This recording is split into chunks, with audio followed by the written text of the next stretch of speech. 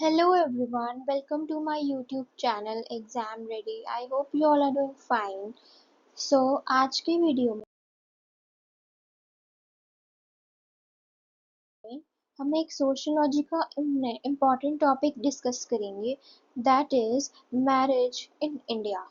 सो आज के वीडियो में हम सिर्फ ये नहीं समझेंगे कि मैरिज यानी शादी क्या होती है, तो हम समझेंगे इस वीडियो में कि इंडियन सोसाइटी में हिंदू लॉ में मैरिज को एक सेक्रेमेंट क्यों कहा गया है, मुस्लिम लॉ में मैरिज को एक कॉन्ट्रैक्ट क्यों कहा गया है, और हम ये भी देखेंगे कि टाइम के साथ लॉज और सोसाइटी ने मैरिज को किस तरह चेंज किया है।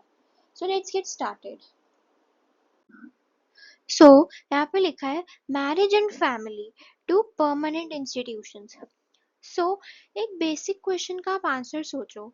हम सब फैमिली में रहते हैं, लेकिन फैमिली शुरू कैसे होती है? यूजुअली मैरिज के थ्रू। इसीलिए सोशियोलॉजी में मैरिज और फैमिली को दो परमानेंट सोशल इंस्टीट्यूशन माना गया है। परमानेंट का मतलब ये नहीं है कि हर मैरिज सक्सेसफुल होगी। परमानेंट का मतलब है कि हर सोसाइटी में किसी ना किसी फॉर्म में मैरिज और फैमिली एग्जिस्ट करती है, चाहे सोसाइटी कितनी भी मॉडर्न हो जाए, कंट्रीज बदल जाए, रिलीजन्स अलग हो, मैरिज और फैमिली का कंसेप्ट लेकिन आपको हर जगह मिल जाएगा। अब हम देखेंगे कि इंडिया में मैरिज को अलग अलग रिलीजन्स अलग अलग तरीके से देखते हैं। सबसे पहले हम लोग बात करें हिंदू मैरिज की। हिंदू रिलीजन में मैरिज को सिर्फ एक हस्बैंड वाइफ का रिलेशनशिप नहीं माना गया है, इसे विवाह संस्कार कहा गया है। संस्कार का मतलब होता है एक रिलीजियस सेक्रेड सेरेमनी, यानी हिंदू मैरिज एक लीगल एग्रीमेंट से ज्यादा एक स्पिरिचुअल बॉन्ड है। इस कंसेप्ट का मेंशन हमें ऋग्वेद तक में भी मिलता है। ठीक है। इसीलिए ट्रेडिशनली हिंदू मैरिज को लाइफ लॉन्ग और डिवाइन रिलेशनशिप माना गया है। अब हम बात करते हैं मुस्लिम मैरिज की। सो मुस्लिम मैरिज का कंसेप्ट थोड़ा डिफरेंट है। इस्लाम में मैरिज को निकाह कहा जाता है। निकाह को जनरली एक सिविल कॉन्ट्रैक्ट माना जाता है। मतलब हस्बैंड और वाइफ दोनों के rights and duties clearly define होते हैं। लेकिन इसका मतलब ये बिल्कुल नहीं है कि इस्लाम मैरिज को इम्पोर्टेंस नहीं देता। निकाह एक कॉन्ट्रैक्ट होने के साथ साथ एक रिलीजियस ड्यूटी भी है। इसीलिए मुस्लिम मैरिज में लीगल और रिलीजियस एस्पेक्ट्स दोनों प्रेजेंट होते हैं। अब है हमारे पास गृह हस्ता श्रमा। अब हिंदू फिलॉसफी में लाइफ को ट्रेडिशनली 4 स्टेजेस में डिवाइड किया जाता है। सबसे पहले है brahmacharya, next is grihastha, next is vanaprastha और संन्यास। इनमें से सबसे इंपॉर्टेंट स्टेज मानी गई है गृहस्था शर्मा श्रमा। क्यों? क्योंकि इस स्टेज में इंसान फैमिली बनाता है। मैरिज एस्टैब्लिशेस द गृह, गृह मतलब होता है घर। ठीक है। सो सोसाइटी को कंटिन्यू करती है मैरिज, बच्चों की अपब्रिंगिंग करते हैं और अपनी रिलीजियस ड्यूटीज परफॉर्म करते हैं। इसीलिए मैरिज को एक पर्सनल डिसीजन नहीं बल्कि एक सोशल रिस्पॉन्सिबिलिटी भी माना गया है। ठीक है।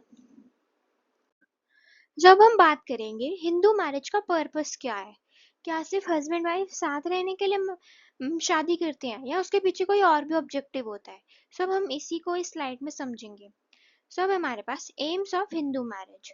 फेमस सोशियोलॉजिस्ट के एम कपाड़िया ने 3 एम दिए हैं हिंदू मैरिज के, और उन्होंने इसको इम्पोर्टेंस के ऑर्डर में भी रैंक किया है। सबसे पहला एम है धर्मा, सेकंड है प्रजा और थर्ड है रति।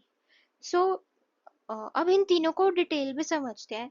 सबसे इम्पोर्टेंट कॉन्सेप्ट है, सॉरी सबसे इम्पोर्टेंट एम है धर्मा का। आज हम जनरली मैरिज को कंपेनियनशिप के पर्सपेक्टिव से देखते हैं, लेकिन ट्रेडिशनल हिंदू सोसाइटी में मैरिज का primary objective religious duties perform करना होता था। माना जाता था कि हस्बैंड और वाइफ मिलकर ही सेक्रेड रिचुअल्स कंप्लीट कर सकते हैं, जैसे 5 महायज्ञास, यानी मैरिज एक रिलीजियस पार्टनरशिप थी। इसीलिए धर्मा को सबसे ऊपर प्लेस किया गया। नेक्स्ट इज प्रजा, दैट इज प्रोजेनी। सो प्रजा का सिंपल मीनिंग है चिल्ड्रन, लेकिन सिर्फ चिल्ड्रन नहीं है, फैमिली लीनिएज को कंटिन्यू भी करना एक हिंदू मैरिज का एम है। ट्रेडिशनल हिंदू बिलीफ के अकॉर्डिंग बेटा फैमिली लीनेज को कंटिन्यू करता है और पितृ ऋण को फुलफिल करता है। पितृ ऋण का मतलब है एंसिस्टर्स के प्रति जो आपका ऑब्लिगेशन होता है, ठीक है। यहाँ पे लिखा है पितृ ऋणा, दैट इज एंसिस्टर्स के प्रति आपका जो भी ऑब्लिगेशन है आप उसे फुलफिल करोगे। सो इसी वजह से सप्तापदी के टाइम भी हेल्दी चिल्ड्रन और फैमिली कॉन्टिन्यूटी की प्रेयर्स की जाती है। सो आज सोसाइटी का पर्सपेक्टिव दो काफी चेंज हो चुका है, लेकिन ट्रेडिशनली ये मैरिज का बहुत इंपॉर्टेंट पर्पस माना जाता था। नेक्स्ट आपका एम है रति, दैट इज प्लेजर। सो रति का मतलब यहाँ पे हम लोग फिजिकल प्लेजर की बात कर रहे हैं, लेकिन ध्यान देने वाली बात यह है कि प्लेजर को completely रिजेक्ट तो नहीं किया गया, उसे एक्सेप्ट किया गया है, लेकिन उसकी प्रायोरिटी सबसे लास्ट रखी गई है। ट्रेडिशनल हिंदू फिलोसफी के अकॉर्डिंग मैरिज का पर्पस सिर्फ फिजिकल रिलेशनशिप तो नहीं था, उससे पहले धर्म और फैमिली रिस्पॉन्सिबिलिटीज आती थी, ठीक है। लेकिन आपके प्लेजर को भी इस लिस्ट में वो इम्पोर्टेंस तो दी गई है, दो इट वाज लीस्ट इम्पॉर्टेंट। इस लिस्ट के हिसाब से आप देखो तो लीस्ट इम्पॉर्टेंट है, लेकिन सिग्निफिकेंट तो है ये, ठीक है। अब नेक्स्ट स्लाइड पे। सो ये थे हिंदू मैरिज के ऑब्जेक्टिव्स। अब नेचुरली एक क्वेश्चन आता है, अगर मैरिज इतनी सेक्रेड मानी जाती थी तो उसे वैलिड बनाने के लिए कौन कौन से रिचुअल्स परफॉर्म किए जाते थे। सो अब हम ये स्लाइड में देखेंगे, ठीक है। सो इस हिंदू मैरिज को हमने बोला कि एक सेक्रेमेंट माना जाता है, तो इस सेक्रेड बॉन्ड को कंप्लीट करने के लिए कुछ इंपॉर्टेंट रिचुअल परफॉर्म किए जाते हैं। ये रिचुअल सिर्फ ट्रेडिशंस नहीं है, बल्कि इनका एक रिलीजियस और लीगल सिग्निफिकेंस भी था। और इतना ही नहीं, अगर कुछ एसेंशियल सेरेमनीज परफॉर्म ना किए जाएं तो मैरिज की लीगल वैलिडिटी पर भी सवाल आ सकता है। अब एक एक रिचुअल को सिंपल लैंग्वेज में समझते हैं। सबसे पहला रिचुअल है वगदाना, ठीक है। वक्त का मतलब होता है स्पीच या प्रॉमिस। इस सेरेमनी में ब्राइड और ग्रूम के नाम और गोत्र सबके सामने अनाउंस किए जाते हैं और दोनों फैमिलीज मैरिज का पब्लिक कमिटमेंट देती हैं। आज के टाइम में इस एंगेजमेंट या फिर आप देखो कोई कोई लोग इसे भी रोके से भी कंपेयर किया जा सकता है, दो एग्जैक्टली सेम तो नहीं है, बट स्टिल आप फॉर कंपैरिजन या रेफरेंस सही के लिए समझ सकते हो। नेक्स्ट इज होमा। सो इसमें सेक्रेड फायर यानी अग्नि को विटनेस माना जाता है। ब्राइड एंड ग्रूम अग्नि में ऑफरिंग्स देते हैं, जिसे लजा होमा भी कहा जाता है। हिंदू रिलीजन में अग्नि को सबसे पवित्र विटनेस माना गया है। इस रिचुअल का सिंबॉलिक मीनिंग होता है कि कपल अपनी मैरिड लाइफ प्रॉस्पेरिटी, हैप्पीनेस और फर्टिलिटी के साथ शुरू करेंगे। नेक्स्ट इज कन्यादान। ये बहुत वेल नोन रिचुअल है। इसमें ब्राइड के फादर अपनी डॉटर को ग्रूम को फॉर्मली हैंड ओवर करते हैं। ट्रेडिशनल हिंदू बिलीफ के अकॉर्डिंग इसे बहुत पुण्य का काम भी माना जाता है, लेकिन मॉडर्न सोसाइटी में इस रिचुअल को लेकर काफी डिस्कशंस भी होते हैं। कुछ लोग इसे सेक्रेट ट्रेडिशन मानते हैं, जबकि कुछ लोग जेंडर इक्वालिटी के पर्सपेक्टिव से क्रिटिसिज्म भी करते हैं। ये दिखाता है कि ट्रेडिशंस भी टाइम के साथ डिबेट और चेंज का सब्जेक्ट बन सकते हैं, ठीक है। नेक्स्ट है आपका पानी पानी ग्रहणा। पानी का मतलब है हैंड और ग्रहणा का मतलब होता है होल्ड करना। इस सेरेमनी में ग्रूम ब्राइड का राइट हैंड पकड़कर प्रॉमिस करता है कि वो उसका साथ देगा, उसकी प्रोटेक्शन करेगा और पूरी लाइफ उसके साथ रहेगा। ये रिचुअल कंपेनियनशिप और लाइफ लॉन्ग कमिटमेंट को रिप्रेजेंट करता है, ठीक है। अब अगला है आपका मंगल या धर, धराना। सो इसमें ग्रूम ब्राइड के गले में मंगलसूत्र या साउथ में जिसे तली भी कहा जाता है वो बांधते हैं। मंगलसूत्र मैरिड वुमन का सिंबल माना जाता है और हस्बैंड वाइफ के रिलेशनशिप का एक विजिबल साइन होता है, ठीक है। नेक्स्ट है आपका सप्तापदी। सो ये फाइनल इम्पोर्टेंट रिचुअल है। इसका मतलब है 7 स्टेप्स यानी 7 कदम। ब्राइड और ग्रूम सीक्रेट फायर के अराउंड 7 स्टेप्स लेते हैं। यूजुअली हम इसे 7 फेरे बोलते हैं। हर स्टेप एक प्रॉमिस को रिप्रेजेंट करता है, जैसे mutual support, prosperity, health, children happiness और लाइफ लॉन्ग रिलेशनशिप। ठीक है, इस रिचुअल को सबसे इम्पोर्टेंट इसीलिए माना जाता है क्योंकि हिंदू मैरिज एक्ट के अंदर ट्रेडिशनल हिंदू मैरिज में सप्तापदी कंप्लीट होने के बाद ही मैरिज लीगली कंप्लीट मानी जाती है, अगर ये सेरेमनी उस कस्टम का एसेंशियल पार्ट हो। सो इसी वजह से सप्तापदी को हिंदू मैरिज का हार्ट भी कहा जाता है। ठीक है, अब हमने रिचुअल समझ लिए, लेकिन एक और इंटरेस्टिंग क्वेश्चन है, आखिर हिंदू मैरिज को सिर्फ एक सेरेमनी नहीं बल्कि सेक्रेमेंट क्यों कहा गया है? कौन से बिलीव्स और वैल्यूज की इस कॉन्सेप्ट को इतना सेक्रेट बनाते हैं? सो अब हम इसे नेक्स्ट स्लाइड में समझेंगे। सो अब हम समझेंगे हिंदू मैरिज को सिर्फ एक सोशल इंस्टीट्यूशन नहीं बल्कि एक सेक्रेमेंट क्यों कहा गया है। इसका आंसर कुछ ट्रेडिशनल बिलीव्स और वैल्यूज में बेस्ड है। ये बिलीव्स ही हिंदू मैरिज को एक ऑर्डिनरी रिलेशनशिप से अलग बनाती है। अब इसको वन बाय वन समझते हैं हम लोग। First is indissoluble bond. सबसे पहला बिलीफ था इनडिसॉल्युबल बॉन्ड। इनडिसॉल्युबल का मतलब है जिसे कभी तोड़ा ना जा सके। ट्रेडिशनल हिंदू सोसाइटी में मैरिज को लाइफ टाइम कमिटमेंट ही नहीं बल्कि जन्मों का रिश्ता माना जाता था। ये बिलीफ था कि हस्बैंड वाइफ का रिलेशनशिप सिर्फ इस जन्म तक लिमिटेड नहीं है। ठीक है, इसी वजह से पहले डिवोर्स का कंसेप्ट ऑलमोस्ट एग्जिस्ट ही नहीं करता था। चाहे कितनी भी डिफिकल्टीज हो, मैरिज को कंटिन्यू करना ही आइडियल माना जाता था। आज लीगल सिस्टम डिवोर्स अलाउ करता है, लेकिन ट्रेडिशनली मैरिजेस को परमानेंट बॉन्ड ही माना जाता था। Next is social duty. आज हम मैरिज को मोस्टली पर्सनल चॉइस के पर्सपेक्टिव से देखते हैं, लेकिन पहले क्या होता था, मैरिज को इंडिविजुअल हैप्पीनेस से ज्यादा फैमिली और सोसाइटी के प्रति रिस्पॉन्सिबिलिटी माना जाता था। पेरेंट्स के एक्सपेक्टेशन होते थे कि बच्चे शादी करेंगे, फैमिली कंटिन्यू करें और सोशल रिस्पॉन्सिबिलिटीज को पूरा करें। यानी मैरिजेस सिर्फ दो इंडिविजुअल्स का डिसीजन नहीं था, उसका इम्पैक्ट पूरी family as well as community पर भी पड़ता था। इसीलिए पर्सनल प्रेफरेंसेस को बहुत ज़्यादा इम्पोर्टेंस नहीं दी जाती थी। ठीक है, नेक्स्ट इज प्रतिव्रत्या आइडियल। सो ये ट्रेडिशनल आइडियल था जिसमें वाइफ से एक्सपेक्टेड था कि वो अपने हस्बैंड के प्रति पूरी लॉयल्टी और डिवोशन रखे। हस्बैंड को ऑलमोस्ट डिवाइन स्टेटस दिया जाता है। इसी बिलीफ से एक एक्सट्रीम फॉर्म था सती। सती एक ऐसी प्रैक्टिस थी जिसमें विडो अपने हस्बैंड की डेथ के बाद उसके फ्यूनरल वायर में अपनी जान दे देती थी। आज ये प्रैक्टिस तो कम्प्लीटली इलीगल है और सोसाइटी भी इसे रिजेक्ट करती है मोस्टली। पर हाँ, कहीं पे आप जाओ, पिछड़े लोग कुछ एरियाज हैं जहाँ पे अभी भी इसे आइडियल माना जाता है कि यही एक आइडियल वाइफ है जो अपने, अगर उसके हस्बैंड की डेथ हो जाती है तो वो सती करे, तो उसको अभी भी आज भी लोग प्रेस करते हैं और आइडियल मानते हैं, कई जगह ऐसी है। ये एग्जाम्पल हमें दिखाता है कि हर ट्रेडिशन पॉजिटिव तो नहीं होता और सोसाइटी टाइम के साथ हार्मफुल प्रैक्टिसेस को चेंज भी करती है। Only sacrament for women.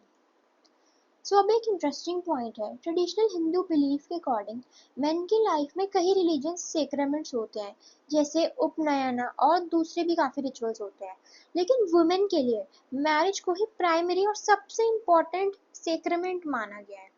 इसीलिए मैरिज का इम्पोर्टेंस विमेन की लाइफ में और भी ज्यादा माना जाता था। ये उस टाइम के सोशल स्ट्रक्चर को रिफ्लेक्ट करता है जहाँ विमेन की आइडेंटिटी काफी हद तक सिर्फ मैरिज तक सीमित थी और जुड़ी हुई थी। लेकिन अगेन आज सिचुएशन काफी बदल चुकी है। एजुकेशन, एम्प्लॉयमेंट, लीगल राइट्स की वजह से विमेन की आइडेंटिटी सिर्फ मैरिज तक अब लिमिटेड नहीं है। अगर हम इन चार बिलीफ्स को एक साथ देखें तो एक कॉमन थीम आपके सामने आ रहा है। ट्रेडिशनल हिंदू सोसाइटी मैरिज को सिर्फ हस्बैंड वाइफ का रिलेशनशिप नहीं बल्कि एक रिलीजियस, मोरल, सोशल रिस्पॉन्सिबिलिटी के रूप में देखती थी। इसी वजह से हिंदू मैरिज को एक सेक्रेमेंट कहा जाता है। लेकिन सोसाइटी कभी भी सेम नहीं रहती है। एजुकेशन आएगा, इंडस्ट्रियलाइजेशन आया, विमेन्स राइट आए, नए लॉज आए, तो नेचुरली मैरिज का कंसेप्ट बदलने लगा। अब सवाल ये है कि क्या हिंदू मैरिज आज भी उतनी ही सेक्रेट मानी जाती है जितनी पहले थी? इसका आंसर हम देखेंगे। Does Hindu marriage continue to be sacred? ठीक है, एक मिनट। अभी तक हमने देखा कि ट्रेडिशनल हिंदू मैरिज को सेक्रेमेंट माना गया, लेकिन सोसाइटी अभी रिपीट किया मैंने कि कभी स्टेटिक नहीं रहती है। टाइम के साथ लोगों की थिंकिंग, लॉ, सोशल वैल्यू सब बदलते हैं। सो इसका आंसर है, सॉरी, सो क्वेश्चन है कि हिंदू मैरिज क्या अभी भी सेक्रेड है? तो इसका आंसर है हाँ भी और नहीं भी। यानी मैरिज का कंसेप्ट काफी चेंज तो हुआ है, लेकिन उसकी सेक्रेडनेस पूरी तरह से अभी भी खत्म नहीं हुई। तो अब हम एक एक करके देखते हैं कि क्या बदला है। 3 सिग्निफिकेंट चेंजेस। सो सबसे पहला चेंज आया है मैरिज के पर्पस में। अब मैरिज को एक लाइफ लॉन्ग कंपेनियनशिप माना गया है, सिर्फ एक रिलीजियस ड्यूटी इसको नहीं माना गया। ठीक है। ट्रेडिशनल हिंदू सोसाइटी में मैरिज का ऑब्जेक्टिव धर्मा यानी रिलीजियस ड्यूटीज परफॉर्म करना था, लेकिन आज के टाइम में लोग मैरिज को कंपेनियनशिप, इमोशनल सपोर्ट और लाइफ लॉन्ग पार्टनरशिप के पर्सपेक्टिव से भी देखते हैं। आज कपल्स एक दूसरे को समझने, रिस्पेक्ट करना और साथ ग्रो करने को ज़्यादा इम्पोर्टेंट मानते हैं। यानी फोकस रिलीजियस ड्यूटी से शिफ्ट होकर पर्सनल रिलेशनशिप पर आ गया है। ठीक है। सेकेंड चेंज है डिवोर्स। ठीक है। सो ये काफी एक मेजर चेंज है। ठीक है।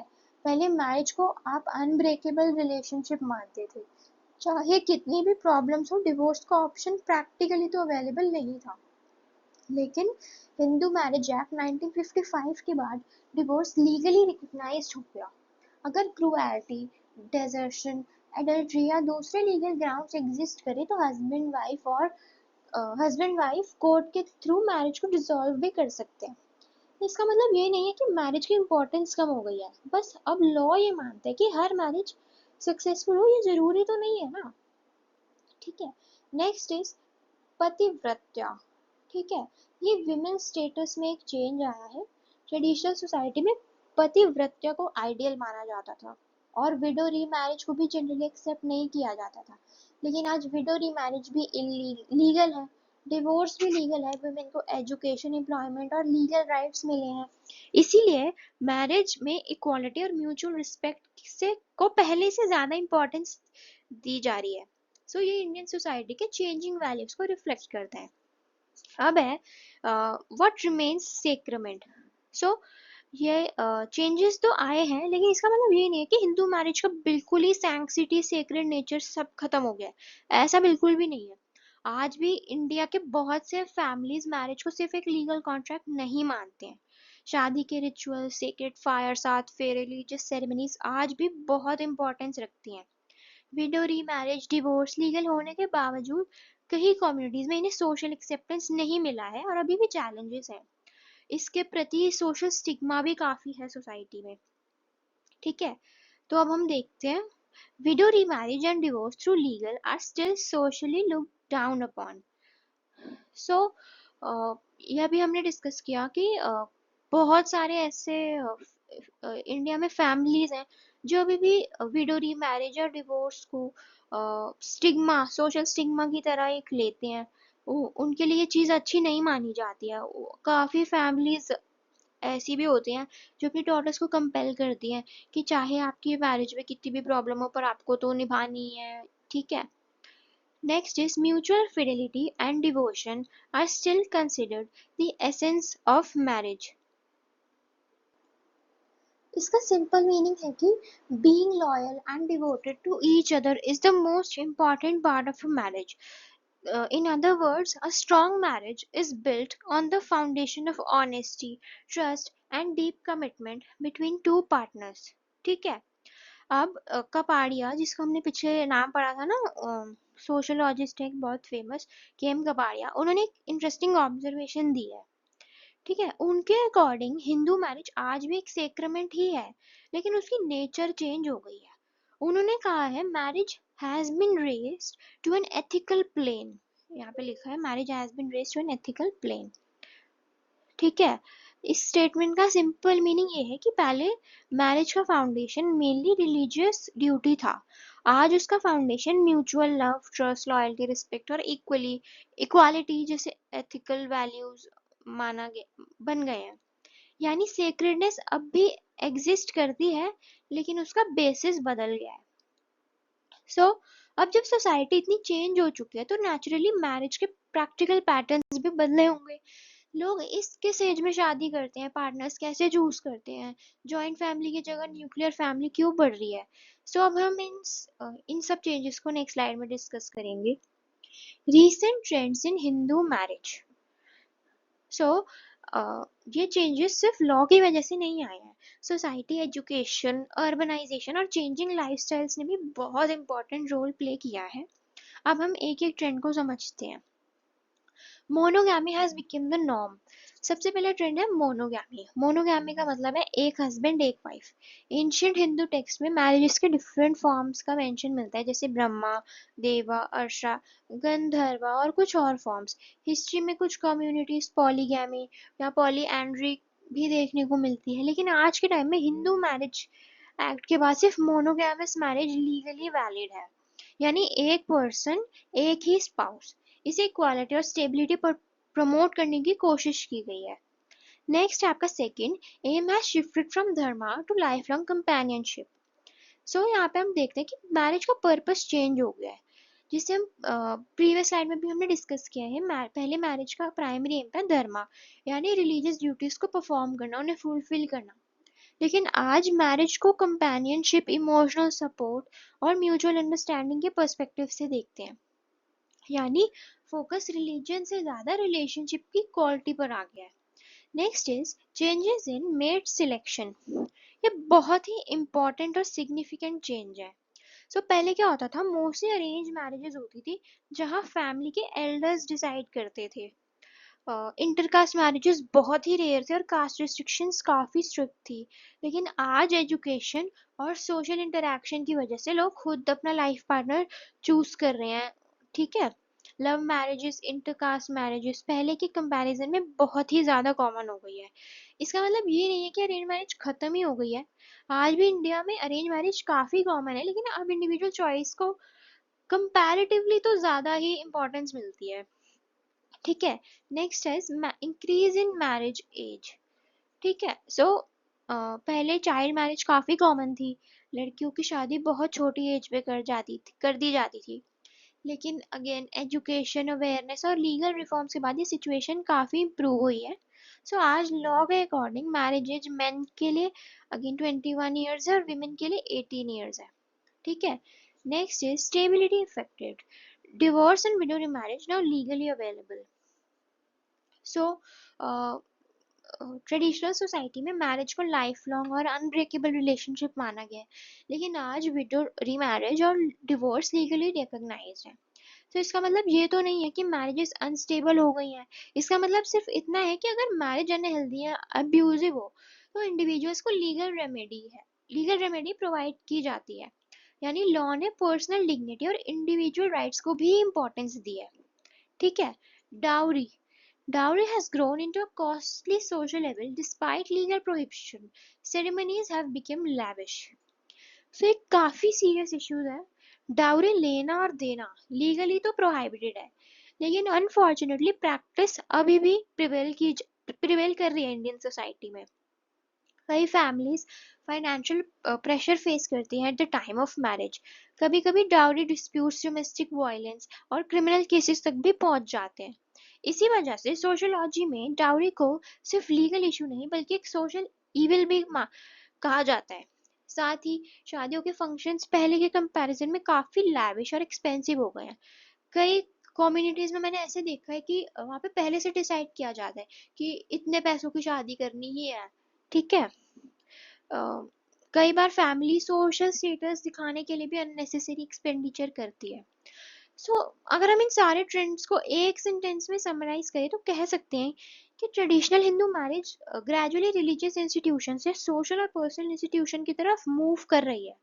रिलीजन की इम्पोर्टेंट अब भी है, लेकिन उसके साथ साथ एजुकेशन, इक्वालिटी, पर्सनल चॉइस और लीगल राइट्स भी इक्वली इम्पोर्टेंट हो गए हैं। अब सवाल ये है कि चेंजेस आए क्यों? आखिर सोसाइटी में ऐसा क्या हुआ जिसकी वजह से मैरिज का कंसेप्ट इतना ट्रांसफॉर्म हो गया? इसका आंसर देखते हैं अब हम।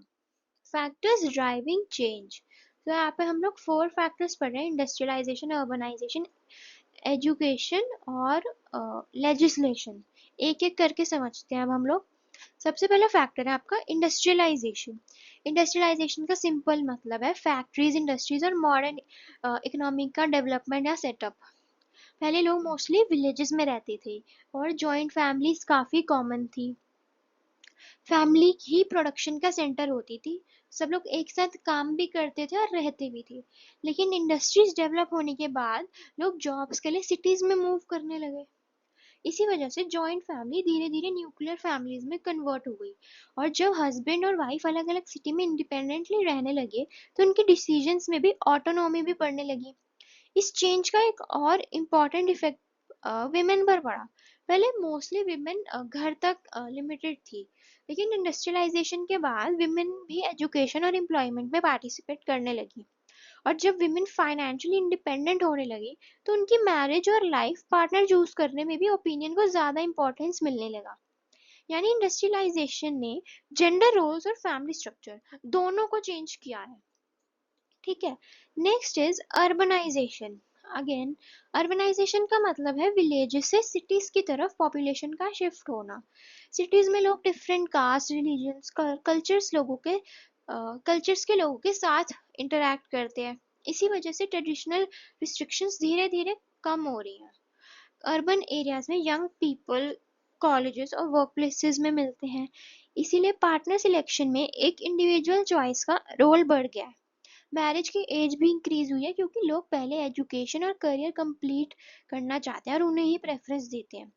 एक और इंटरेस्टिंग चीज चेंज हुई है कि कपल्स इलेबोरेट रिलीजियस सेरेमनी की जगह सिविल मैरिजेस या सिंपल कोर्ट मैरिजेस भी प्रेफर करने लगे हैं। यानी अर्बन लाइफस्टाइल ने मैरिज को ज्यादा प्रैक्टिकल और इंडिविजुअल सेंटर्ड बनाया है। Next is education. ये थर्ड और सबसे इम्पोर्टेंट फैक्टर है। एजुकेशन सिर्फ डिग्री देने का काम नहीं करती है, ये लोगों की थिंकिंग, उनका थॉट प्रोसेस भी चेंज करती है। एजुकेटेड यूथ इक्वालिटी, फ्रीडम और इंडिविजुअल राइट्स को ज़्यादा इंपॉर्टेंस देते हैं। इसी वजह से लव मैरिजेस, इंटरकास्ट मैरिजेस और पार्टनर चॉइस को पहले कंपैरिजन में ज़्यादा एक्सेप्टेंस मिली है। लेकिन एजुकेशन का एक इंटरेस्टिंग कॉन्ट्रडिक्शन भी है। हायर एजुकेशन के साथ कई केसेस में डाउरी डिमांड्स भी इंक्रीज हुई हैं। ये सुनने में थोड़ा सरप्राइजिंग लगता है। रीजन ये है कि कुछ फैमिलीज हाईली एजुकेटेड या वेल सेटल्ड ग्रूम को हायर सोशल स्टेटस का सिंबल मान लेती है और उस बेसिस पे डाउरी की डिमांड बढ़ जाती है। यानी एजुकेशन ने दो पॉजिटिव चेंजेस भी किए हैं, लेकिन कुछ सोशल प्रॉब्लम्स कम्प्लीटली एलिमिनेट नहीं हुई, बल्कि और उनका इफेक्ट बढ़ गया है। Next is legislation. सो ये सबसे लास्ट फैक्टर है, लेजिस्लेशन यानी लॉस। सो कभी कभी सोसाइटी सिर्फ चेंज नहीं करती है, कभी लॉस को सोसाइटी को चेंज करने कर कभी लॉस सोसाइटी को चेंज करते हैं। गवर्नमेंट ने टाइम टाइम पर कई इंपॉर्टेंट एक्ट पास किए हैं, जैसे सती को बैन किया, विडो रीमैरिज लीगल हुई, चाइल्ड मैरिजेस पर रिस्ट्रिक्शंस लगाई, डिवोर्स को लीगल रिकॉग्निशन मिला, डाउरी को प्रोहिबिट किया। ये लॉ सोसाइटी को एक डायरेक्शन देने की कोशिश करते हैं। हाँ, हर लॉ इमीडिएटली सोसाइटी को चेंज नहीं करता, लेकिन धीरे धीरे लीगल रिफॉर्म्स सोशल एटीट्यूड्स को इन्फ्लुएंस तो करते हैं। ठीक है। सो अगर हम इन चार फैक्टर्स को एक लाइन में समराइज करें तो कह सकते हैं कि इंडस्ट्रियलाइजेशन ने फैमिली स्ट्रक्चर बदला, अर्बनाइजेशन ने लाइफस्टाइल और मैरिजेस पैटर्न्स बदले, एजुकेशन ने पीपल्स थिंकिंग और वैल्यूज बदली, और लेजिस्लेशन ने लीगल फ्रेमवर्क को मॉडर्न बनाया। सो इन सब फैक्टर्स ने मिलकर मैरिज इंस्टीट्यूशन को ग्रेजुअली ट्रांसफॉर्म किया है। सो अभी हमने लेजिस्लेशन को सिर्फ एक रूप में देखा है, लेकिन एग्जाम के लिए ये भी जानना है कि इम्पोर्टेंट है कि कौन कौन से इम्पोर्टेंट हिंदू लॉज मैरिजेस को शेप करते हैं। सो अब इसे हम पढ़ेंगे।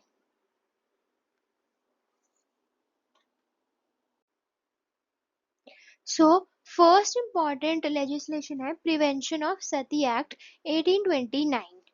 सो हम जैसे हम प्रीवियस स्लाइड में डिस्कस कर चुके हैं कि कुछ प्लेसेस पर सती की प्रैक्टिस होती थी, जहाँ विडो के हस्बैंड की फ्यूनरल पायर के साथ जला दिया जाता था या उसे ऐसा करने के लिए फोर्स किया जाता है।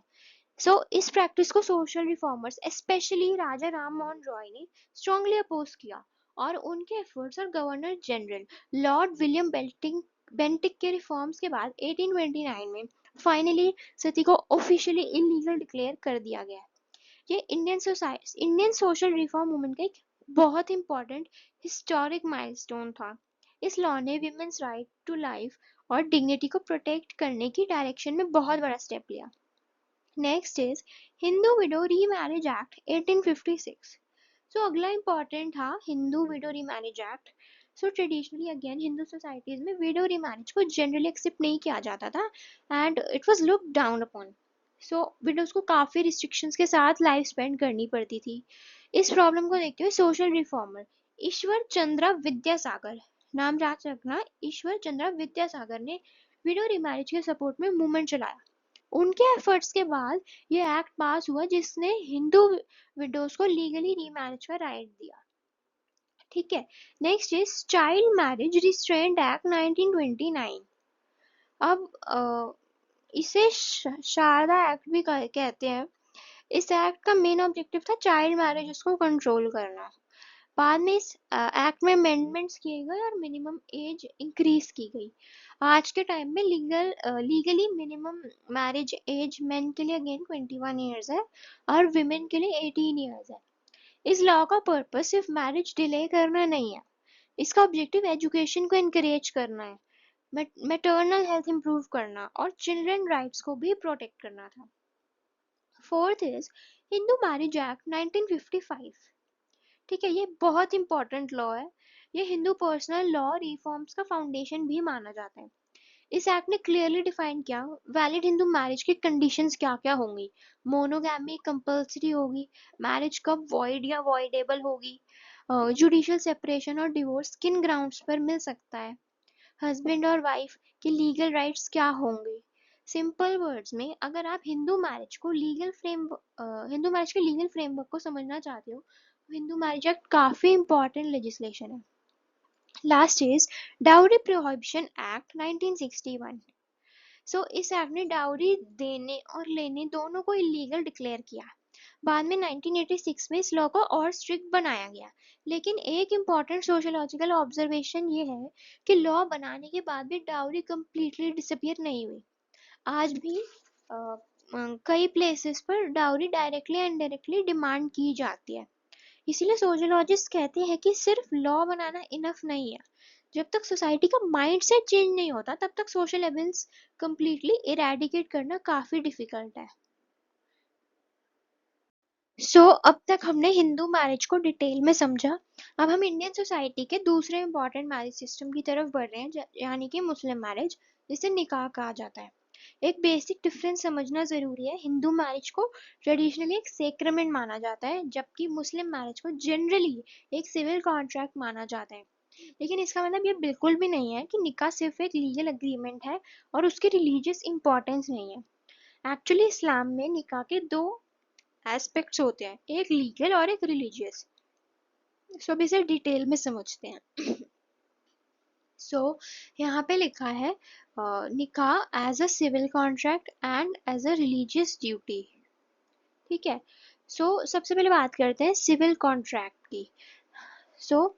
कॉन्ट्रैक्ट का सिंपल मतलब है कि दो पार्टीज अपनी फ्री कंसेंट से एक लीगल एग्रीमेंट करती है। इसी तरह निकाह में हस्बैंड और वाइफ के राइट्स और रिस्पॉन्सिबिलिटीज कंप्लीटली डिफाइंड होते हैं।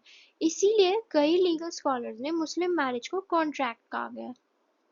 फॉर एग्जाम्पल, जैसे रॉलैंड विल्सन के अकॉर्डिंग मैरिज का पर्पस सेक्सुअल रिलेशंस को लीगल रिकॉग्निशन देना और प्रोक्रिएशन को लेजिटिमेट बनाना है। इसी तरह एससी सरकार ने भी मुस्लिम मैरिज को purely a civil contract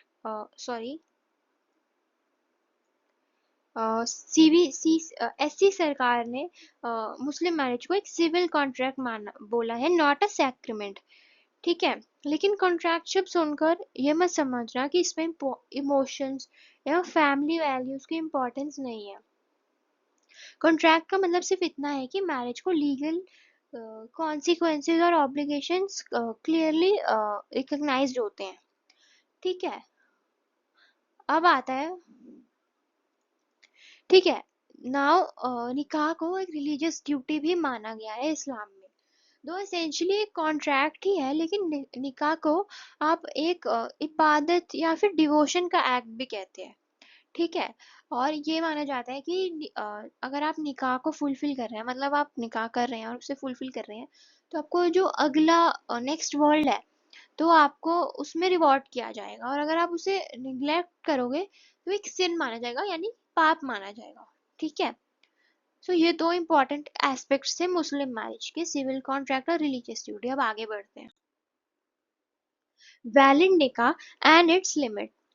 so अब एक बात बताओ, क्या हर मुस्लिम मैरिज ऑटोमेटिकली वैलिड होगी? नहीं। जैसे किसी कॉन्ट्रैक्ट के वैलिड होने के लिए कुछ लीगल कंडीशंस होती है, वैसे ही निकाह के लिए भी कुछ एसेंशियल कंडीशंस होती है। और अगर ये कंडीशंस फुलफिल ना हो तो मैरिज इरेगुलर या कंप्लीटली इनवैलिड भी हो सकती है। तो अब एक एक करके समझते हैं। फर्स्ट इज इजब एंड कुबूल, proposal acceptance before witnesses. So सबसे पहला कंडीशन है इजब और कबूल। इजब का मतलब है प्रपोजल और कबूल का मतलब है एक्सेप्टेंस। सिंपल वर्ड्स में एक पार्टी मैरिज का प्रपोजल देती है और दूसरी उसे विलिंगली एक्सेप्ट करती है बिफोर विटनेसेस। ठीक है। इस कंडीशन का पर्पस है कि मैरिज फ्री कंसेंट से हो और किसी पर फोर्स ना हो। और अगर वैलिड कंसेंट ना हो तो मैरिज का फाउंडेशन वीक होता है और उसे इनवैलिड भी मान सकते हैं। Next is capacity of parties. So again both parties जो है ग्रूम और वाइफ, तो दोनों साउंड माइंड के होने चाहिए और एडल्ट एज के होने चाहिए। ठीक है। साउंड माइंड का मतलब ये है कि जब मैरिज हो रही हो आपकी, जब ऐसे जैसे मान लो कंसेंट माना जा रहा हो, तो आप रैशनल डिसीजन ले सकते हो और उसकी कॉन्सिक्वेंसेस को भी समझ सकते हो। इसे बोला जाता है साउंड माइंड। ठीक है। सो और अगर कोई पर्सन मान लो अनसाउंड माइंड का है और वैलिड कंसेंट ही ना दे तो निकाह लीगली वैलिड ही नहीं माना जाएगा। ठीक है। Next is equality in mate selection. तीसरी कंडीशन है ऑब्जर्वेंस ऑफ इक्वालिटी, जिसे इस्लामिक लॉ में काफका का कंसेप्ट भी कहा जाता है। ट्रेडिशनल मुस्लिम लॉ में फैमिली बैकग्राउंड और सोशल कंपैटिबिलिटी को इम्पोर्टेंस दी जाती थी। इसका ऑब्जेक्टिव फ्यूचर मैरिटल डिस्प्यूट्स को रिड्यूस करना था। यानी मैरिजेस सिर्फ दो इंडिविजुअल्स का नहीं बल्कि दो फैमिलीज का रिलेशन भी माना जाता था। Next is preference in marriage. Slide में मेंशन है कि ट्रेडिशनल मेल को कजन मैरिजेस में प्रेफरेंस दी जाती है। यहाँ एक बात समझना जरूरी है। इसका मतलब ये नहीं है कि कजिन मैरिज कंपल्सरी है। ये सिर्फ एक ट्रेडिशनल प्रेफरेंस को इंडिकेट करता है जो कुछ कम्युनिटीज में, मुस्लिम कम्युनिटीज में हिस्टोरिकली फॉलो की गई है। और इसका मतलब ये नहीं है कि कंपल्सरी है कि आपको मेल कजन से ही शादी करनी है, ऐसा बिल्कुल भी नहीं है।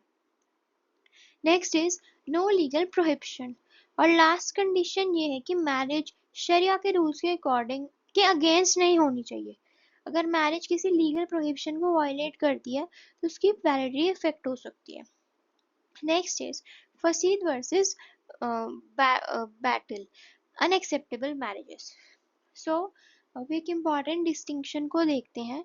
इस्लामिक लॉ में मैरिज को ब्रॉडली दो कैटेगरीज में डिवाइड किया गया, फसीद और बैटल। स्टूडेंट अक्सर इन दोनों टर्म्स में काफ़ी कंफ्यूज हो जाते हैं, इसीलिए इनका डिफरेंस समझना ज़रूरी है। सो फर्स्ट होता है इरेगुलर मैरिज। सो फसीद का मतलब है अगेन इरेगुलर मैरिज, यानी मैरिज में कोई ऐसा डिफेक्ट है जिससे फ्यूचर में करेक्ट किया जा सकता है।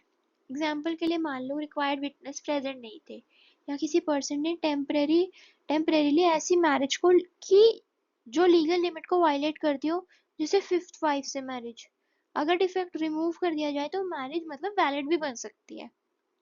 मतलब ये है, मान लो कोई गलती हो गई वो ठीक भी हो सकती है, तो मैरिज फिर से आपकी वैलिड हो जाएगी। ठीक है। मतलब ये करेक्टेबल है। नेक्स्ट इज बैटल, दैट इज वॉइड मैरिज।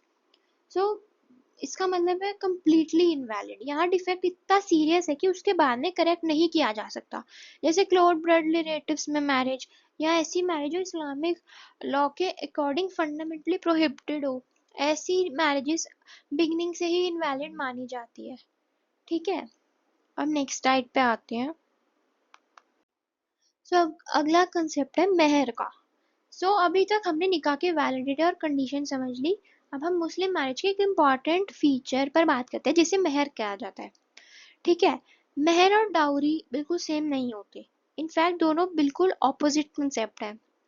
सबसे पहले डेफिनेशन समझते हैं। मेहर वो मनी है या प्रॉपर्टी है जो हस्बैंड मैरिज के कंसिडरेशन में अपनी वाइफ को देने के लिए लीगली बाउंड होता है। यानी मेहर वाइफ का एक लीगल राइट है। इस पर सिर्फ वाइफ का ओनरशिप होता है, हस्बैंड या उसकी फैमिली इस पर क्लेम नहीं कर सकती। तो अब इसका पर्पस क्या है, मेहर क्यों दिया जाता है? तो इसके लिए इम्पोर्टेंट रीजंस हैं। ठीक है, checks the husband from divorcing his wife, secures her futures after his death or divorce। तो अगर फ्यूचर में मान लो डिवोर्स हो जाए या हस्बैंड की डेथ हो जाए तो वाइफ के पास इकोनॉमिक प्रोटेक्शन रहे। दूसरा पर्पस ये भी है कि हस्बैंड मैरिज और डिवोर्स की रिस्पॉन्सिबिलिटी को सीरियसली ले। यानी मेहर हस्बैंड को रिमाइंड करता है कि मैरिज सिर्फ इमोशनल रिलेशनशिप नहीं है बल्कि एक लीगल रिस्पॉन्सिबिलिटी भी है। Next is types of Mehar.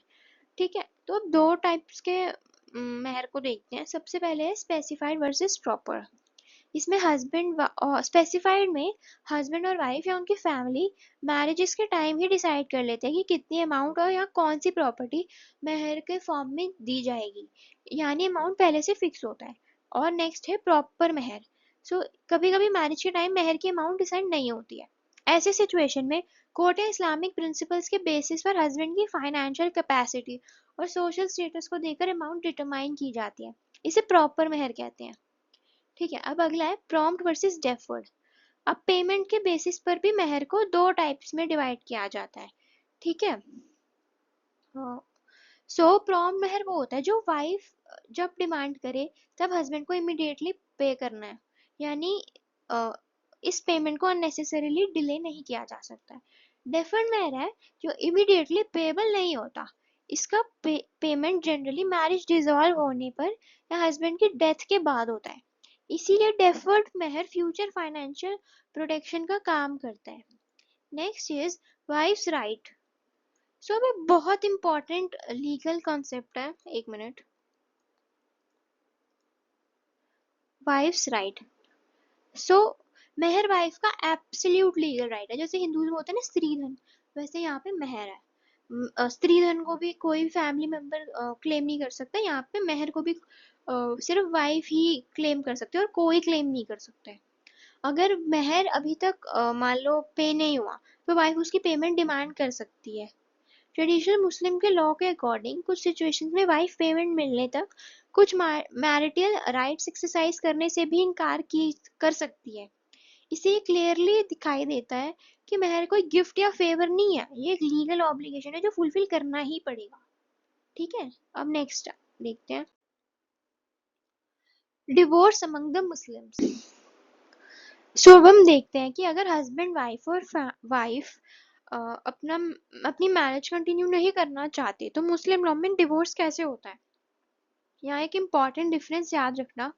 Traditional Muslim law में डिवोर्स के कुछ मेथड्स कोर्ट के बाहर भी अवेलेबल थे, जबकि कुछ सिचुएशंस में कोर्ट के थ्रू भी डिवोर्स लिया जा सकता था। इस स्लाइड में हम दोनों समझेंगे। सबसे पहले डिवोर्स विदाउट कोर्ट। सबसे पहले बात करते हैं डिवोर्स विदाउट कोर्ट की। इसमें दो इंपॉर्टेंट मेथड हैं, खुला या फिर मुबारत और तलाक। खुला एंड मुबारत। तो खुला में वाइफ डिवोर्स इनिशिएट करती है। ठीक है, यानी मैरिज म्यूचुअल अग्रीमेंट मतलब जैसे मान लो वाइफ ने इनिशिएट किया और एंड हस्बैंड उसके लिए एग्री करता है, यानी मैरिज म्यूचुअल एग्रीमेंट से एंड होती है। इस ठीक है, ये होता है खुला। और मुबारक में भी म्यूचुअल कंसेंट से डिवोर्स ही होता है, जहाँ हस्बैंड और वाइफ मैरिज दोनों मैरिज को खत्म करने के लिए रेडी होते हैं। खुला याद रखना वाइफ इनिशिएट करती है। ठीक है, दोनों मेथड में दोनों पार्टीज की कंसेंट इंपॉर्टेंट है। नेक्स्ट इज तलाक। तो ट्रेडिशनली मुस्लिम पर्सनल लॉ में हस्बैंड को तलाक प्रोनाउंस करके मैरिज डिसॉल्व करने का राइट दिया गया। लेकिन करंट लीगल पॉइंट याद रखना, इंस्टेंट ट्रिपल तलाक यानी एक ही बार में 3 बार तलाक बोलकर मैरिज खत्म कर देना अब इंडिया में वैलिड नहीं है। इस प्रैक्टिस को सुप्रीम कोर्ट ने अनकॉन्स्टिट्यूशनल डिक्लेयर कर दिया है और बाद में पार्लियामेंट ने भी इसे प्रोहिबिट किया है। ठीक है, इसलिए अब जब भी आप एग्जाम में लिखो ना तो ट्रेडिशनल लॉ और प्रेजेंट लॉ उनकी पोजीशन में डिफरेंस जरूर समझा देना। ठीक है, नेक्स्ट इज शरीयत एक्ट 1937। अब अगला है मुस्लिम पर्सनल लॉ। इस एक्ट ने मुस्लिम पर्सनल मैटर्स में शरीयत के एप्लीकेशंस को रिकॉग्नाइज किया। इसमें इलाजिहर और लियान जैसे ग्राउंड्स मेंशन किए गए हैं, यानी मुस्लिम लॉ के रिकॉग्नाइज्ड फॉर्म्स हैं जिनमें स्पेसिफिक सर्कमस्टांसेस के बेसिस पर मैरिज डिसॉल्व हो सकती है। एग्जाम के लिए इतना याद रखना कि सफिशिएंट ये है कि ये डिसोल्यूशन के ग्राउंड्स हैं, इसको डिटेल में याद रखना इतना जरूरी नहीं है। ठीक है। Next is dissolution of Muslim marriages act 1939। अब ये काफी इंपॉर्टेंट लेजिस्लेशन है। इस एक्ट ने मुस्लिम वुमेन को भी कोर्ट के थ्रू डिवोर्स सीख करने का लीगल राइट दिया है। अगर हस्बैंड क्रुएल्टी करे, आपको डेजर्ट कर दे, इम्पोर्टेंसी हो या एक्ट में दिए गए दूसरे लीगल ग्राउंड्स एग्जिस्ट करें, तो वाइफ कोर्ट के पास जाकर मैरिज डिसॉल्व करवा सकती है। ये एक्ट विमेन्स लीगल राइट के पर्सपेक्टिव से काफी इंपॉर्टेंट भी माना जाता है। ठीक है। अब अगला कंसेप्ट है इद्दत period, that is the waiting period. इद्दत का मतलब है जैसे डिवोर्स या हस्बैंड की डेथ के बाद वाइफ को एक स्पेसिफाइड पीरियड तक वेट करना होता है।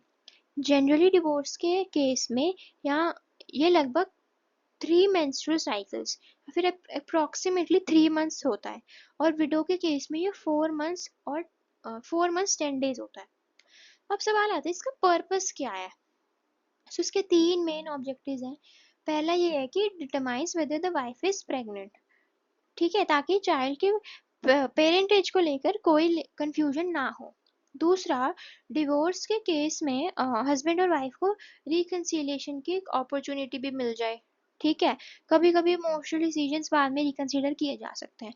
और तीसरा, इस पीरियड के दौरान वाइफ अपनी मेंटेनेंस और अगर एप्लीकेबल हो तो डेफर्ड मेहर के राइट्स भी क्लेम कर सकती है। यानी इद्दत सिर्फ एक रिलीजियस प्रैक्टिस नहीं बल्कि लीगल और सोशल सिग्निफिकेंस भी रखती है। ठीक है। अब आगे बढ़ते हैं।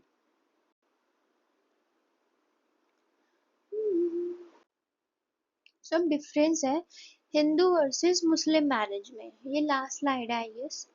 ठीक है। ये तो इजी है। First is nature.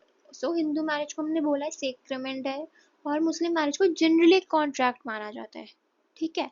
Marital bond traditionally इनडिसॉल्युबल था, ट्रेडिशनल की बात कर रहे हैं हम प्रेजेंट सिचुएशन की बात कर रहे हैं। ठीक है। और मुस्लिम मैरिज में ट्रेडिशनली अगेन ये हस्बैंड की विल से डिसॉल्व हो सकता था। डिवोर्स जो है हिंदू मैरिज में सिर्फ कोर्ट के थ्रू हो सकता है, लेकिन हस्बैंड जो है मुस्लिम मैरिज में वो विदाउट कोर्ट भी डिवोर्स कर सकता है।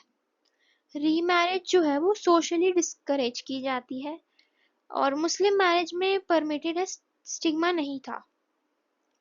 पॉलीगैमी प्रोहिबिटेड बाय लॉ है हिंदू मैरिज में, और मुस्लिम मैरिज में आप परमिटेड है 4 वाइफ्स तक की लिमिट होती है।